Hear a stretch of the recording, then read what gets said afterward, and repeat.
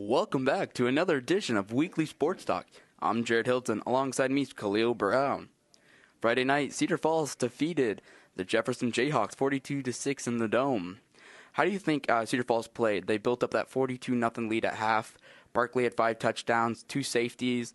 I mean, they were firing on all cylinders. Yeah, they came out firing. They were relentless against a Jefferson team that's not very good, has been struggling all season. They're not good at all, but it's good to see, like I said earlier about players coming in, it's good to see them come in, get some good confidence off the bench, be able to play with these other guys, and hopefully get the starters some rest because they're going to need it versus this upcoming game versus Xavier this week.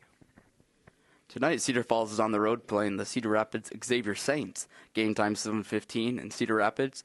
They're expecting a sellout for that game. It should be a good game. Both teams ranked in the top 10. Xavier coming off their first loss last week. Cedar Falls should really be in for a tough game, tough environment, hostile crowd. Tuesday night, the Cedar Falls volleyball team swept the Prairie Hawks. Saturday they have a tournament. What did you see out of the Tiger volleyball team? How do you think they responded on the road? Yeah, they looked pretty strong, actually, coming off a loss previously before. And it's good to see them get some confidence back heading into the tournament, home tournament, actually, this Saturday. So hopefully they can roll now from this victory and keep going during the season as they try to make it down to state this year. And being at home for a tournament, I mean, they have to have an extra drive and extra incentive to want to come out and win that. You probably see their best tomorrow in that tournament. College news, the Hawkeyes came back from a fourth quarter deficit, scored 21 points in the final quarter to beat Pittsburgh 31-27. Pittsburgh, going into that game, had the leading rusher in the nation. At first looked like Iowa struggled to shut them down. Financiers maybe made some halftime adjustments, came out, found a way to shut down that Pittsburgh offense, and then that late rally in the fourth quarter. Yeah, for sure. He's a good running back. He finds holes and he breaks a lot of tackles. And at first, Iowa did struggle a little bit, but they caught on to his game and they started shutting him down. He didn't have quite 100 yards. He had just around a 4-yard average. They did pretty good considering how good he is, how good of a player he is. But Iowa really wanted that game. You could see it, in the way they came out in that fourth quarter. They weren't going to go down like that, especially playing at Kinnick. They never want to lose like that, and they're a good football team, you know what I'm saying? And hopefully now they can just build from this and get better each and every week, and hopefully, they can try to find a BCS bowl like they were last year. It was a completely new defense than we saw Saturday. They really stepped up. You can tell there's some new leaders out there, really played well. They'll be playing tomorrow at home against University of Louisiana Monroe, another team that's struggling like the Hawkeyes. Hopefully you see the Hawkeyes come out, put on a good game for the fans there. Last Saturday, Iowa State defeated Connecticut 24-20. They looked really good in that game, continuing that undefeated record. They've now beat UNI, Iowa, and now Connecticut. 2 real challenges in this last week. They've looked good.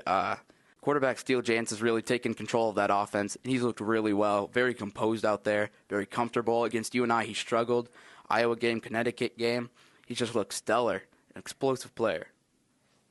Yeah, actually, he's starting to come along as a really good quarterback for Iowa State. I don't think they thought he had that much potential in him, but he's starting to look really good. And the Iowa State team is actually starting to look really good. And they have a tough schedule playing in the Big 12 down the road, but you never know. They could surprise some people this year and what they're going to do. And hopefully, I'm not an Iowa State fan. I'm actually a Hawkeyes fan, but, it would be good to see them get some wins after the teams that they've had previous years. So I'm excited actually to see what they have in store for the rest of the season. And actually, Steele Jantz is being backed up by former Cedar Falls quarterback Jordan Doyle, who walked on to Iowa State. He's a freshman there. This week, Iowa State has a bye week, and they will not be in action. UNI plays Saturday, their first home game in the Dome. They'll be playing Western Illinois. They started the season off with that loss at Iowa State. They went down, beat Stephen F. Austin on the road. Tough game. Both teams ranked in the top 25. UNI ranked second in the polls. Hopefully UNI doesn't get ahead of themselves here. It takes one step at a time. Yeah, for sure. UNI is a really talented team, but you don't want to see that all go to waste if they get overhead about themselves or think they're too good. But I don't think they're going to be like that with Coach Mark Farley. He's just wouldn't let his players do that, and they know they're going to come out and prepared every week to play a team like Western Illinois, a good team.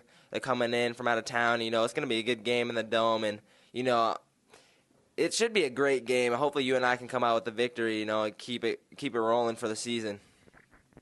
Terrell Rennie, the UNI quarterback, just looks explosive, and first game in the Dome this year. Hopefully, he can keep that rolling.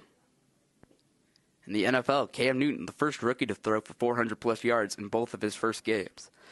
Cam Newton, the first pick in the draft, definitely a question mark coming into this season. Not really a pro-style quarterback, but he's got the size, and then with the Heisman issues, he's looked great. Couldn't ask for a better quarterback. Yeah, when Cam Newton came into the league and preaching, people questioned his accuracy and really questioned how good he was going to be coming out that first year, especially with the Panthers struggling at quarterback. They might have needed him to step up right away, and he's really shown that he's a true NFL quarterback already in his rookie season. It's amazing, actually, what he's doing. No surprise the first week versus the Arizona Cardinals. They're kind of a weak secondary, young secondary, but to come out versus Packers defense, like when they have people like Charles Woodson in the secondary, it's ridiculous. So, it should be great to see what he has in store for the rest of the season. Hopefully the Panthers can win some more games now with him at quarterback. The Panthers really have to be pleased with the play of Cam. And your fantasy team, how'd you play this week?